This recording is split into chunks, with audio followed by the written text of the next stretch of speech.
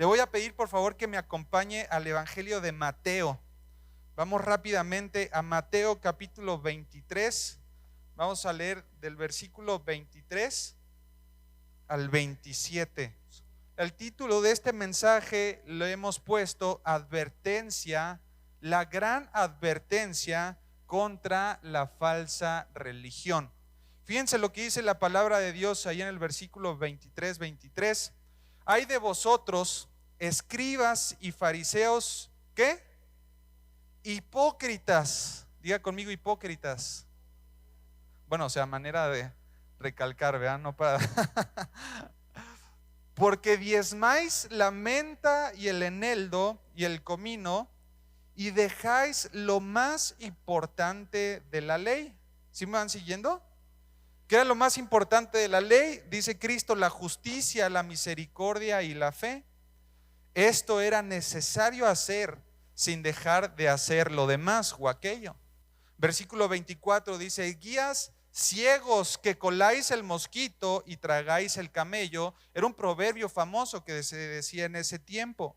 Versículo 25: ay de vosotros, escribas y fariseos, diga conmigo, hipócritas, porque dice aquí: limpiáis lo de afuera del vaso y del plato, pero por dentro estáis llenos de robo y de injusticia. Versículo 26: fariseo ciego, limpia primero lo de dentro del vaso y del plato, para que también lo de afuera sea limpio. Ay de vosotros, escribas y fariseos, porque sois semejantes a sepulcros blanqueados, que por fuera a la verdad se muestran hermosos, mas por dentro están llenos de huesos de muertos y de toda inmundicia. Así también vosotros por fuera a la verdad os mostráis justos a los hombres, pero por dentro estáis llenos de hipocresía y de iniquidad. Hermanos, a manera de introducción, quiero hacerles notar que esta es la denuncia y la exhortación más severa y más directa registrada de todas las palabras del Señor Jesucristo dentro de su ministerio terrenal, consistente y respaldada en un historial, ¿verdad?, que ya llevaban este grupo famoso que nosotros conocemos como los escribas y los fariseos. Sin duda, amada iglesia, es uno de los momentos más trágicos, porque está implicando la exhortación hacia seres humanos, personas con unas almas dentro de ellos. Es pronunciadas por el juez de jueces, el Señor de señores. Jesucristo mismo era aquel que estaba hablando en contra de cada uno de ellos. Nosotros podríamos decir de una manera casi directa, ¿verdad?, que las palabras que el Señor les dijo eran totalmente merecidas. Pero debemos de entender, hermanos, en este contexto, que queda como una advertencia totalmente dramática, no solamente a los fariseos de ese tiempo. Si está en el canon bíblico, algo el Señor nos quiere mostrar a cada uno de nosotros. Y esta enfermedad espiritual que luego existe dentro de la iglesia se llama la religiosidad. Diga conmigo, religiosidad. Es una de las enfermedades más fuertes y más peligrosas dentro de la iglesia. El motivo de este mensaje, queridos hermanos, es que a la luz de la palabra podamos ver las diferentes características que un religioso puede tener dentro de su vida. Y estoy convencido, ¿verdad?, que cada uno de nosotros a lo mejor nos vamos a sentir identificados con una característica de ellos. Pero hermanos, aquí está la esperanza de todo esto, y era la misma esperanza que tenían ellos en ese momento. El pecado de la religiosidad ha estado presente en toda la historia. Sin duda es uno de los pecados más trágicos que puedan existir, pero no es imperdonable. No es un pecado imperdonable.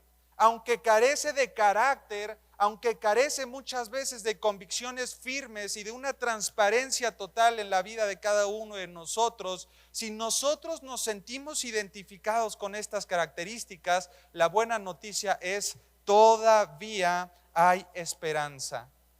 La advertencia que Cristo les dijo a estos fariseos era con el fin de que cada uno de ellos voltearan a verse a sí mismos, que hicieran una introspección, que miraran atentamente a cada uno de sus corazones, que pudieran ver si hay corrupción, como decía el gran salmista, muestra en mí si hay camino de perversidad, y después de verlo pudieran actuar en consecuencia y terminar de una vez por todas esta gran enfermedad espiritual. Dentro de este pasaje, seguimos en las dos, dentro de la introducción, dentro de este pasaje vamos a encontrar dos expresiones o conceptos que se repiten, y es muy importante que usted y yo las entendamos. En primer lugar es esta expresión de ay. Diga conmigo ahora ay. Fuerte, ay, como si le doliera. Fíjense, sobre todo en el Nuevo Testamento, ¿verdad? Algunos profetas del Antiguo lo utilizaron, sobre todo en el Nuevo Testamento y en el libro de Apocalipsis. Esta expresión de ay, tanto en Mateo como en Apocalipsis, significa tanto ira como dolor, enojo y pena.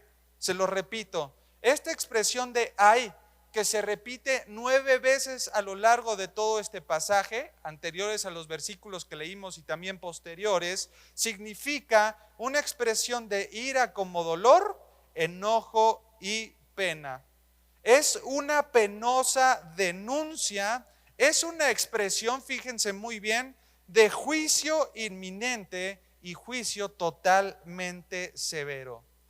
Cuando Cristo utilizaba estas palabras ay, no era solamente porque sí, la implicación del juicio que venía sobre sus vidas por tales actitudes era un juicio totalmente severo.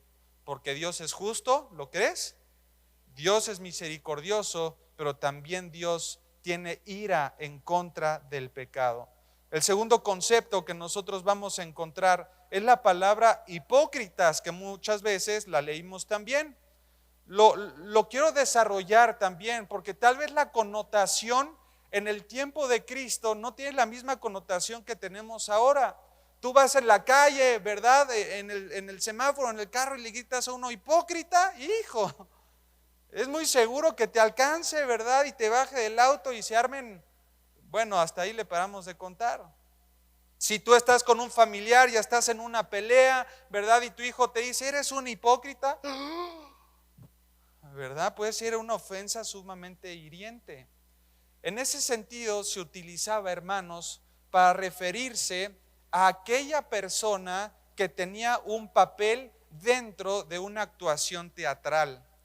Debemos de estar considerando, ¿verdad?, que el imperio griego era antes del imperio romano. En el tiempo de Cristo, el imperio romano fue el que conquistó militarmente al imperio griego, pero culturalmente el griego prevaleció por los siglos de los siglos. Incluso si usted y yo el día de hoy estudiamos alguna licenciatura, estudiamos alguna profesión social, psicología, sociología, algunas de las ciencias sociales, es necesario que todos pasen por un tronco común viendo a los grandes pensadores del imperio griego, por ejemplo, ver un poquito de filosofía, ver la parte de la pedagogía. Hermanos, culturalmente hablando, Grecia conquistó a Roma, y Grecia, algo de las peculiaridades más distintivas que tenía el imperio fue que iniciaron con esta parte del teatro.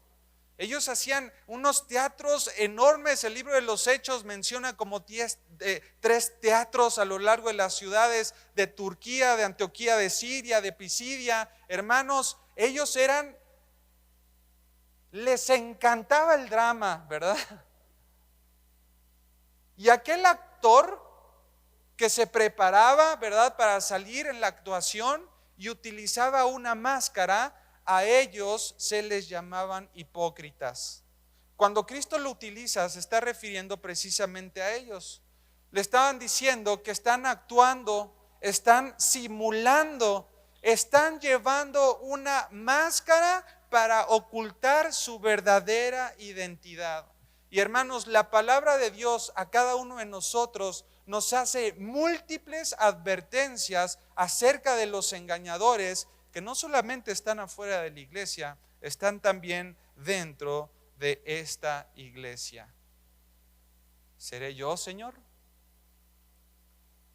Pablo a Timoteo le decía: ten mucho cuidado porque vendrán tiempos peligrosos.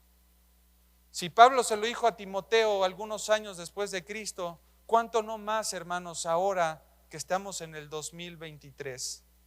Los religiosos, los escribas, los fariseos estaban en una actuación. Fíjense sus características. Actuaban como si creyeran, pero no aceptaban a Cristo como el Hijo del Dios viviente. En segundo lugar, simulaban buscar a Dios, pero realmente estaban buscando la estima. Esas personas estaban buscando el reconocimiento, la honra, posición, poder y seguridad. Esas personas mostraban interés por las cosas de Dios, pero ponían más empeño para encontrar las cosas del mundo. Simulaban ser humildes y dispuestos a ayudar, pero en realidad eran orgullosos, envidiosos, posesivos, egoístas y codiciosos. Y en último lugar, profesaban seguir la palabra de Dios, pero agregaban y quitaban a esa palabra. Ahora, todo este cuadro, ¿verdad? Dando las características de los religiosos, tú y yo podríamos decir: pues bueno, no se trata de mí. Pero quiero presentarte en esta mañana, hermanos, y si están escribiendo ahí en sus libretas, 3 religiones o falsas religiones que un cristiano, ¿verdad? O no cristiano, puede presentar dentro de la iglesia.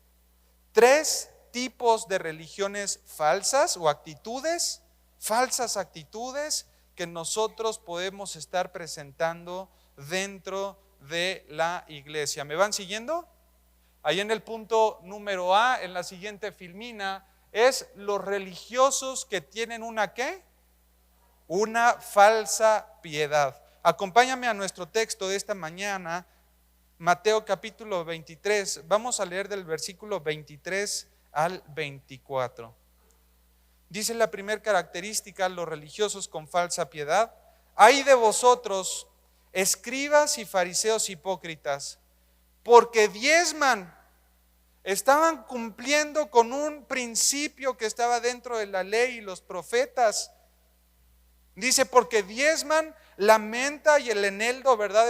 Era un diezmo de especias en ese momento, de hierbas, y el comino. Pero fíjate lo que dice después de la coma. Dice: y dejáis ¿lo qué? Lo más importante de la ley.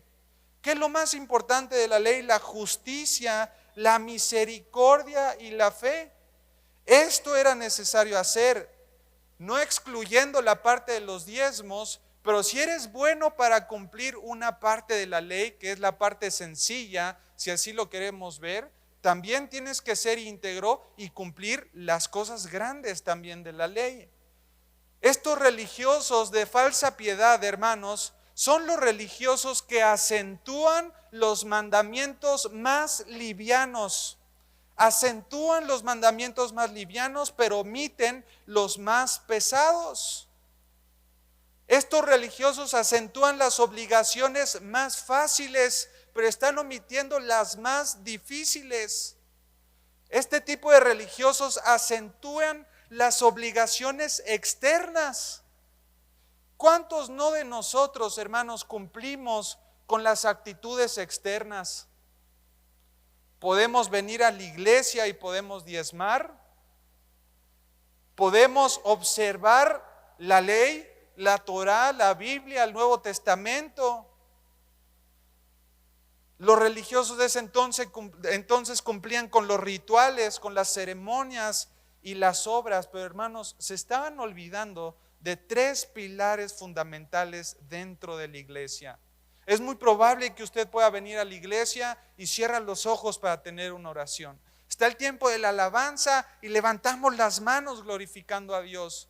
Llega el tiempo de la predicación y estamos viendo la Biblia, diezmamos, pero cuando salimos de esa puerta, nadie de nosotros expresa fe, misericordia y justicia. O espero que sí. ¿Qué es expresar la justicia, hermanos? Es tratar a nuestro prójimo como se debe o como deberíamos, no haciendo ni diciendo nada que pudiera lastimar a la otra persona. Híjole, hasta ahí está difícil. Cuando venían los fariseos también con el Señor Jesucristo y le preguntaban: a ver, maestro, tú que dices ser el Hijo de Dios, ¿en qué se resumen los 613 mandamientos? Y Cristo alzó la voz y dijo: amarás, ¿a quién? Al Señor tu Dios. Este es el más grande y el principal mandamiento. Y el segundo dijo: este es semejante al primero. ¿Amarás a quién? A tu prójimo. Voltea a ver al que tienes al lado, al de la derecha, ahora al que tienes a la izquierda, a los que tienen atrás, adelante. El cristiano íntegro debe de vivir otorgando justicia dentro y fuera de la iglesia, tratando al prójimo como se debe. ¿Cómo es como se debe?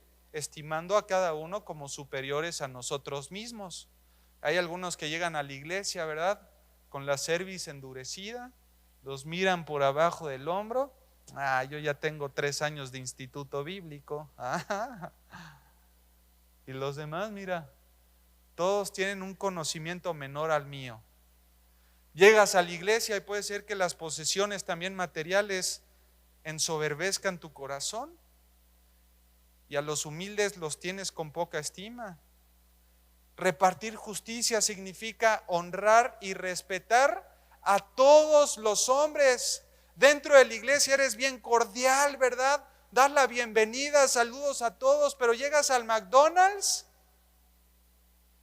y tratas a los empleados peor que trapos.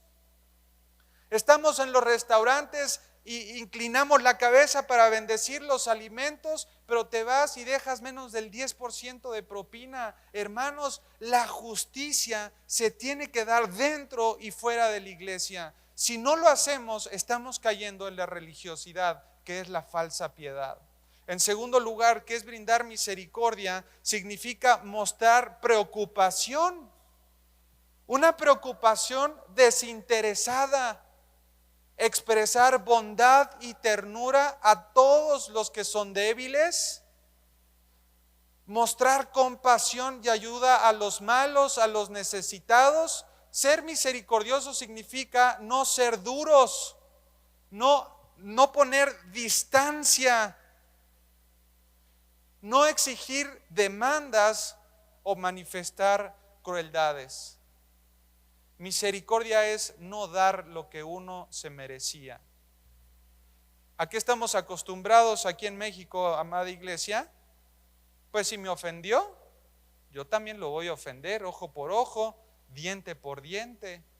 Llegamos a la iglesia, ¿verdad?, y no me saludó, hasta crees que yo lo voy a andar saludando. No me marcó entre semana, no, pues yo tampoco le voy a hablar un WhatsApp ni nada. Hermanos, mostrar misericordia es, aunque ellos se merecían, no regresarles la llamada, no saludarlos en la iglesia, no preocuparnos porque ellos no se preocupan. Aún así, el cristiano entiende que el amor al prójimo es el principio más grande que existe dentro de una iglesia. El verdadero creyente reparte justicia, el verdadero creyente reparte misericordia, pero también el verdadero creyente tiene fe en su corazón. Evidentemente, dice la palabra de Dios, sin fe es imposible agradar a Dios. Pero esta fe a la que hace referencia nuestro pasaje no es solamente la fe salvífica, la fe de conocer que Dios existe, sino es una fe que confía en el poder de Dios en todos los acontecimientos de su vida y una firme ancla de saber que Dios va a cumplir todas sus promesas. ¿Cuántos dicen amén? Solo una hermana. La fe y la certeza de que Dios va a cumplir todas y cada una de sus promesas. Fiel es Dios para con su palabra. Hermanos, el ejemplo más cercano que tengo para todos nosotros fue el tiempo de COVID y cuando todos nosotros estuvimos encerrados. ¿Qué pasó con la sociedad? Había una gran incertidumbre, había mucho miedo en el corazón y ahí era para que el cristiano se levantara en su verdadera religiosidad, en su fe en Cristo y levantara el estandarte de Cristo y pudiera hacer notar notablemente, valga la redundancia, que no importa si viene un bicho, no importa si me muero, decía Pablo, Filipenses 1:21, para mí el vivir es Cristo y el morir ¿qué es? Es ganancia. Pero estaba la incertidumbre en el COVID y nos decían, ¿qué hacemos? Y nosotros como cristianos, no sé. No tengo idea, yo también estoy muerto de miedo. No fuimos capaces de infundir aliento a las personas. No tengo idea de qué está pasando, pero tengo idea de algo, que Dios puede darte vida eterna en tu corazón. Y si hoy en día fue el día de tu muerte, tú te presentas con el Rey de Reyes y Creador de Creadores. Si hay mucho miedo en la sociedad, estamos todos recluidos, no sabemos, ¿verdad?, si fue causado, si no fue causado, pero mi esperanza, dice Primera de Pedro, que es una esperanza hermosa, reservada en los cielos por el poder de Dios, por lo cual esa esperanza es inmarcesible, incontaminada, incorruptible. Aunque pase el tiempo, no se marchita, no puede sufrir desgaste. Hermanos, nuestra vida eterna está asegurada en los cielos. La justicia, la misericordia y la fe. Quiero que me sigan con mucho cuidado. El pecado de estos primeros religiosos, una religiosidad con falsa piedad, no era acentuar el cumplimiento de los requisitos menores. Su pecado era que estaban omitiendo los requisitos mayores. Muchos creyentes tienen una forma de religión, pero sin prestar mucha atención a los asuntos más importantes de la piedad, que son, por ejemplo, diezmas aquí, pero ¿por qué no predicas el evangelio afuera? Otro es, vienes y te congregas, cierras los ojos, pero ¿por qué no muestras integridad con los de tu trabajo? Hermanos, muchos de nosotros hemos caído en una falsa piedad. Las siguientes preguntas solo son de manera de reflexión para cada uno de nosotros. ¿Cuántos de ustedes que son jefes de un trabajo son honestos con las horas diarias del trabajo de uno de sus empleados? Aquí decimos que seguimos un Dios justo, pero en tu negocio, ¿respetas las horas de tus empleados? Puede ser que a veces dobletean, se pasan 1 o 2 horas, pero ¿les estás pagando también el tiempo extra? Puede ser que sí, puede ser que no, pero si no lo estás haciendo, ¿cómo puedes tú decir abiertamente que sigues a un Dios que es justo y tú no estás impartiendo justicia? Podemos venir a acentuar las leyes o los mandamientos de Cristo, ¿verdad? Saludar al prójimo, participar de las comidas, pero ¿estás realmente mostrando misericordia con los débiles? ¿Te estás preocupando por los que están afuera sin una cobija, sin un alimento, sin sustento, sin abrigo? Dentro de todo esto, hermanos, Dios nos ha guiado como iglesia a abrir este grupo que son los grupos de impacto, ¿verdad? En donde hemos hecho un llamado a toda la iglesia que sean parte. Vamos a estar asistiendo a centros de rehabilitación, vamos a estar asistiendo a asilos, a orfanatos, vamos a visitar a las viudas, a los enfermos, y siempre que veamos un débil, hermanos, nuestra actitud es mostrar misericordia hacia su vida. Me acuerdo de una ocasión, rápidamente se los voy a contar, estamos en un viaje misionero en Oaxaca, ¿verdad? Y bueno, estamos visitando las casas de los hermanos de las iglesias, cada uno con su pastor representante. Nosotros estábamos en plan de basura, así se llamaba el área geográfica, plan de basura, y nos comenta la hermana, vamos a ir a visitar a una viuda, ¿verdad? Que no es cristiana. Ya está en su lecho, ya está a punto de morir, ¿verdad? Pero toda su familia está reunida. Les preguntamos si podíamos ir a visitarlos y dijeron, claro que sí, con mucho gusto. ¿Podemos orar por ella? Claro que sí, todo es bueno. Y ahí vamos 5 del grupo misionero, ¿verdad? Llegamos y pues era una casa obviamente de lámina, ¿verdad? Con maderas amarradas con un poco de, ¿cómo se llama este? De alambre. Y bueno, tenían su estufita, pero hermanos, eso sí, toda la casa llena de imágenes del santo de tal, de la Virgen María, de Asís, de Atocha, de Pedro, de Judas. Hijo, llegamos, ¿verdad? Y bueno, ahí estuvimos con la señora. ¿Te acuerdas, amor, que le predicamos el evangelio y de repente uno del grupo se levanta y dice, uno de los salmos dice que los ídolos tienen boca pero no hablan, tienen pies pero no caminan, tienen brazos pero... Y empieza a darle, hermano, uno tras otro y toda la familia se queda así. Y nosotros, no. Hermanos, esto cerró el corazón de la familia porque atacamos directamente a los ídolos. Aunque su intención era buena, no mostró misericordia. ¿Qué es mostrar misericordia? Bueno, uno está viendo, ¿verdad? Que están mal las imágenes y demás, pero yo no voy a ir luego a atacar a la yugular.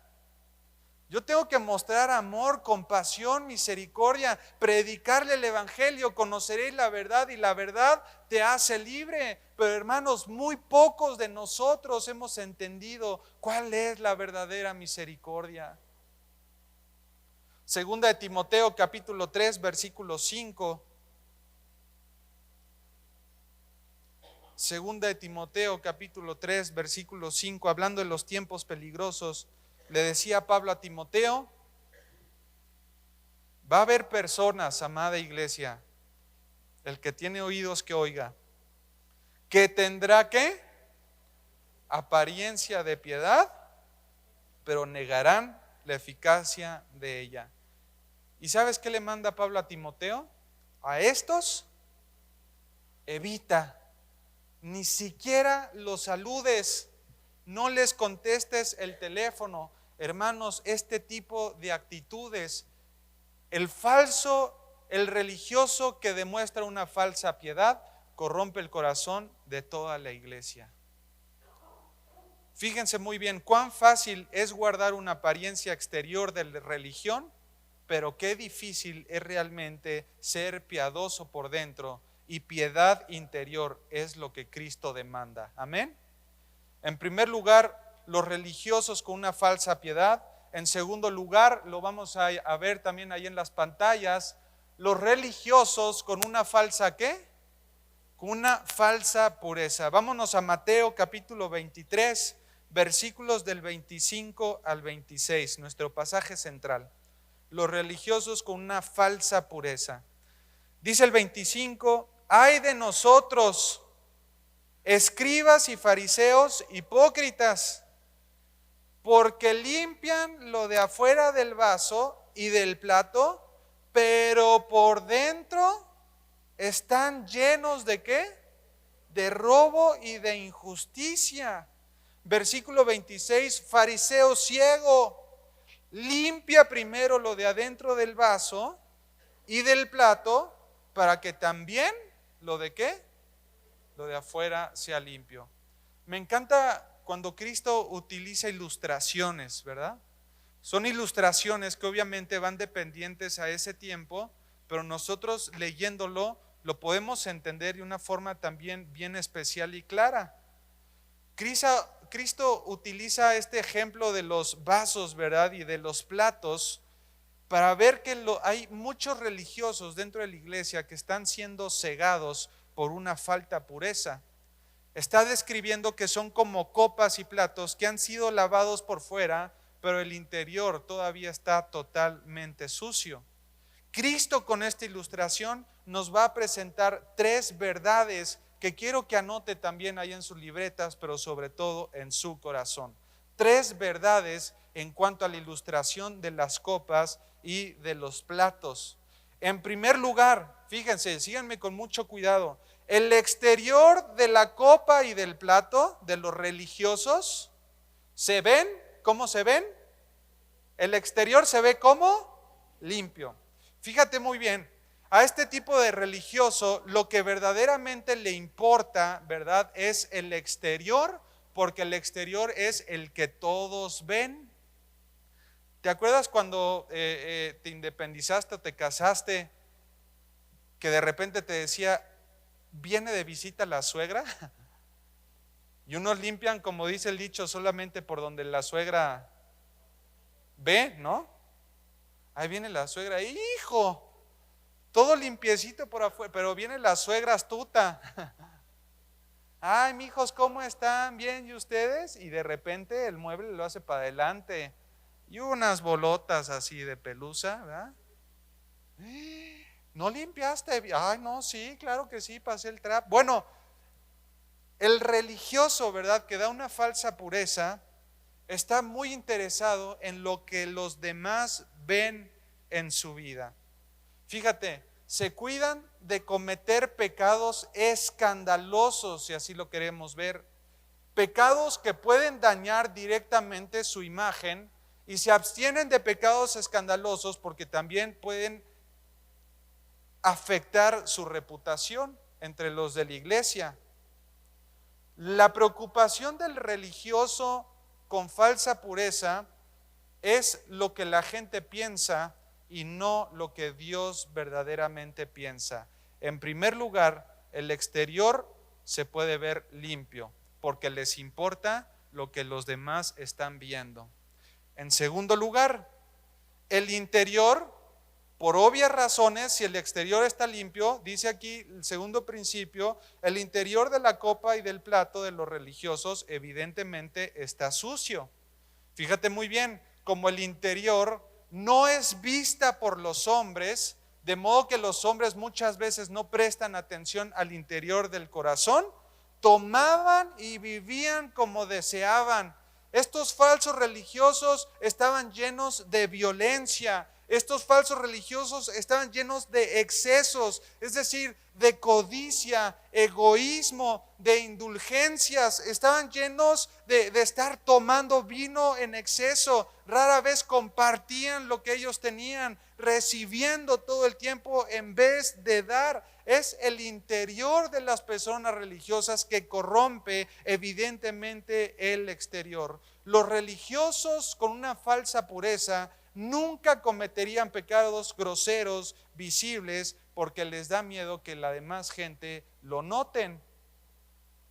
El falso cristiano, ¿verdad?, de falsa pureza que viene a la iglesia y aquí todo es gloria a Dios, aleluya. Qué fácil es tener un lenguaje cristiano dentro de la iglesia, ¿están de acuerdo? ¿Cómo estás, hermano? De gloria en gloria y de victoria en victoria. Amén, aleluya, ¿verdad? Gloria a Dios.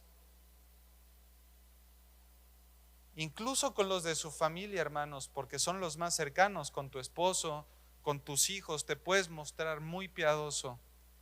Pero ¿qué cuando no hay nadie en tu casa y tú estás solo, sola? Hablándole a los hombres también de manera directa, ¿qué cuando la esposa no está y muchas veces caes en la masturbación? Cuando la esposa no está y ves pornografía. O al revés, ¿qué cuando el esposo no está y la mujer está texteando con algún hombre, está viendo fotos en el Instagram de otro hombre, en el Facebook? Hermanos, venimos a la iglesia con muchas caretas, pero es una falsa religión, es una falsa pureza. En tercer lugar, los religiosos tenían que limpiar, esta era la exhortación que Cristo les estaba haciendo, tenían que limpiar el interior de sus vidas y de sus corazones. Fíjense muy bien este principio. Una vez limpio el interior, automáticamente va a quedar limpio el exterior. Un corazón limpio conduce a una vida limpia. Cristo enseña que el interior del hombre es lo que verdaderamente determina su conducta. Cristo decía, como es su pensamiento, ¿cómo dice el versículo? Tal es él.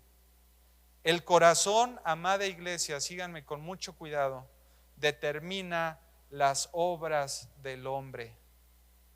Dice Proverbios capítulo 4, versículo 23, sobre toda cosa guardada, guarda tu corazón, porque de él se desborda la verdadera vida. Puedes estar guardando, y repito, perdón que sea tan consistente, pero necesitamos identificarnos. Puedes guardar el venir el domingo, lo cumples. Puedes guardar con los diezmos, ofrendas. Puedes guardar con un lenguaje cristiano, pero tu corazón lo estás excluyendo, porque cuando estás solo caes en pecados íntimos. Mateo capítulo 12, versículo 35. Mateo capítulo 12, 35. Es muy importante que todos me sigan.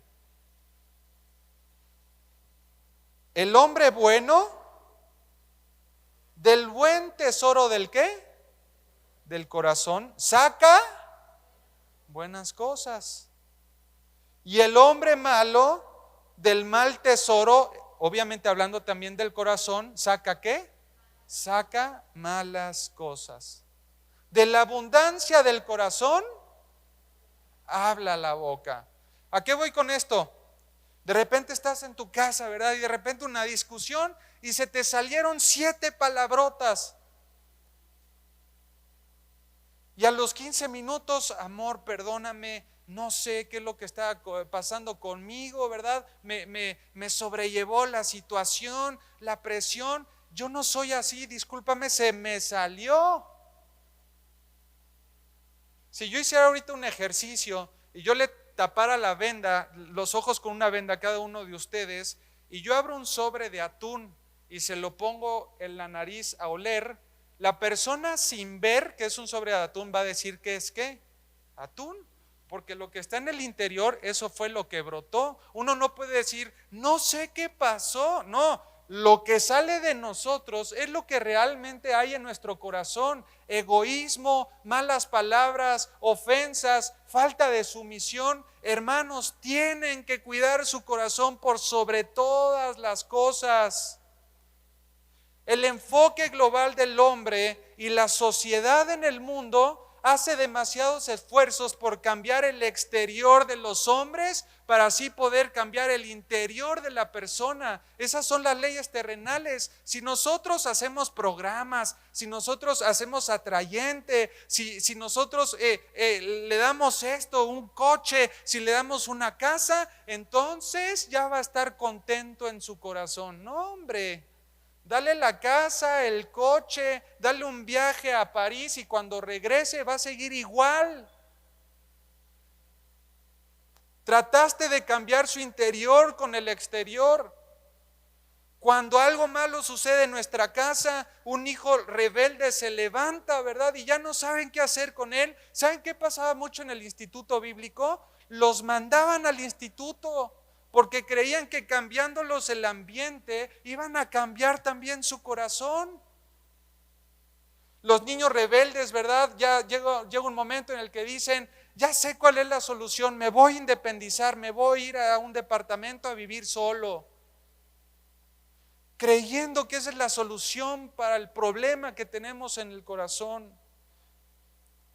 Hermanos, un hombre puede tener la mejor educación del mundo. Puede estar en el TEC de Monterrey, en la Anáhuac, puede estar en la UAC, lo pueden mandar a Estados Unidos, a SMU, a Harvard, lo pueden mandar a la mejor educación del mundo. Puede tener todas las riquezas del mundo, darle un coche último modelo, compra una casa, pero solamente Dios tiene el poder de transformar vidas. Te vas a cambiar de ambiente, pero si tú te vas a un departamento, te llevas el problema. Lo quieres enviar al instituto bíblico, llegan al instituto bíblico y veían que los mandaron porque ya no los aguantaban, pero el poder de Dios y su evangelio transformaban su corazón. Solamente Dios puede transformar la vida de una persona a través de su Hijo Jesucristo. Pablo decía, porque no me avergüenzo del Evangelio, porque es que es poder de Dios. Es el único poder que transforma. La psicología ayuda, los psiquiatras también ayudan bastante, saben parte de la ciencia, ¿verdad? Y saben cuando alguna sustancia está faltando, pero para la transformación de un corazón se necesita el poder de Dios. David, el gran salmista, cuando cayó con Betsabé, decía en el Salmo 51:7, purifícame con hisopo y seré limpio, lávame y seré más blanco que ¿qué? Que la nieve. Solo el poder de Dios puede llegar a lo más profundo de tu alma. Llegan con nosotros y dicen, David, ¿qué puedo hacer? Porque caigo en pecado y caigo en pecado. Y vengo todos los viernes a jóvenes. Es que no se trata del ambiente, se trata de tu corazón. Salmo 119 dice, ¿con qué limpiará el joven su camino? Con guardar, ¿dónde? En el corazón su palabra. En mi corazón he pecado contra ti, ¿pero por qué? Porque no he guardado tus dichos. Si yo guardo sus dichos, entonces mi corazón no peca contra Dios, pero te estás preocupando más por la superficialidad más que por tu interior.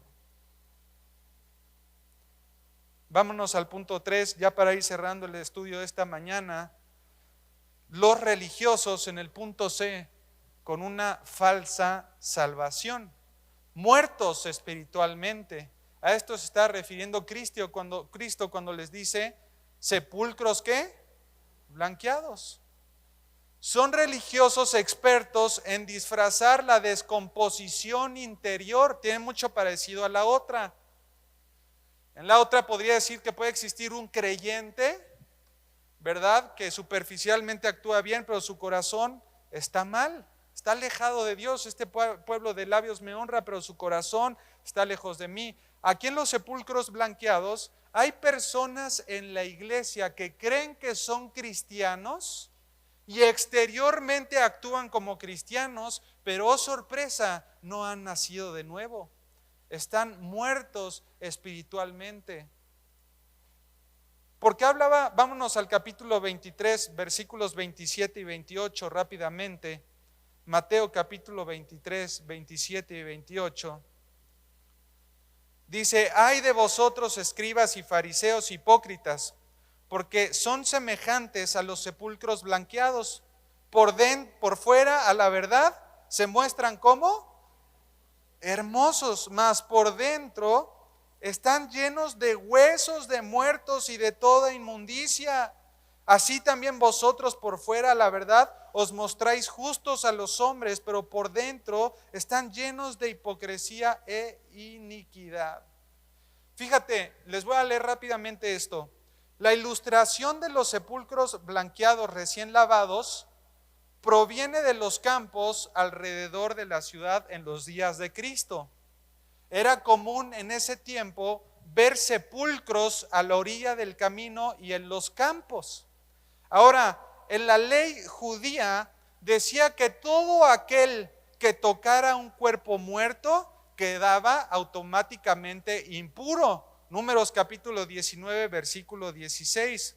Por eso, cuando venían algunas fiestas en la época de los hebreos antes de las fiestas del pan sin levadura, del tabernáculo, de todo esto, se empeñaban a limpiar los sepulcros porque venían tantos hebreos a festejar esa fiesta que posiblemente existía el riesgo de que pisaran un sepulcro sin querer, que se cayeran, que tocaran uno y iban a quedar impuros. ¿Qué hacían los hebreos? Los limpiaban, le quitaban la tierra del camino, los tallaran antes de la fiesta, ¿verdad? Y todo, ponían a los árabes a hacerlo, lo limpiaban y todo, y quedaban relucientes, pero hermanos, adentro todavía contenía todos los huesos muertos. El gran error de este religioso, ya vamos terminando, síganme con mucho cuidado, por fuera parece justo, pero interiormente está muerto espiritualmente. Cierro con esto. Exteriormente quizás asistes regularmente a una iglesia, pero espiritualmente estás muerto. Exteriormente quizás participas de algún ministerio dentro de la iglesia, pero interiormente estás muerto espiritualmente. Dentro de esta sociedad de cristianos puedes practicar oraciones, pero muerto posiblemente puedes estar muerto espiritualmente.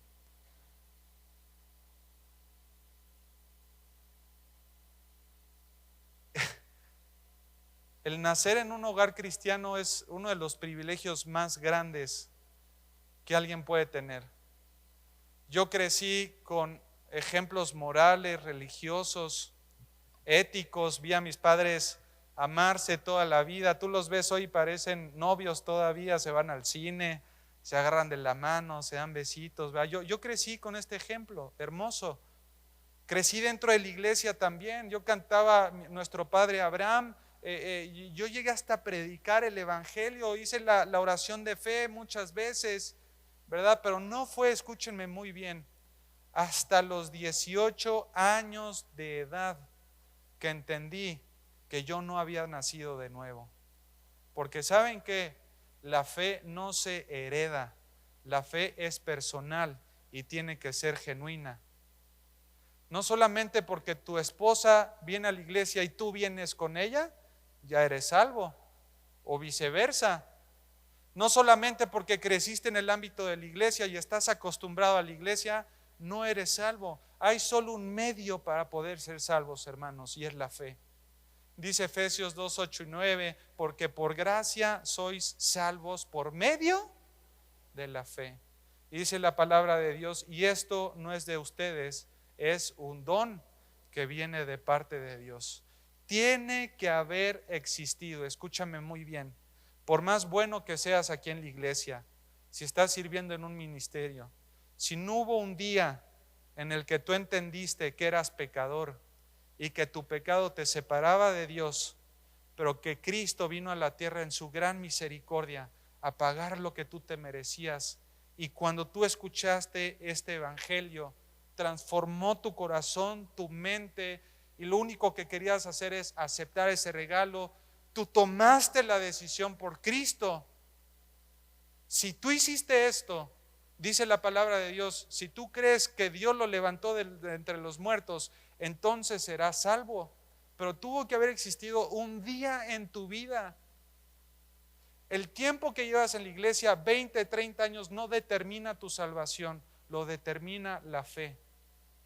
Quiero invitarte a que cierres tus ojos en este momento.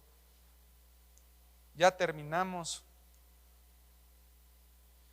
Y quiero que te pongas realmente a pensar en esta mañana, ¿qué tipo de religiosidad estás viviendo, amado hermano y hermana?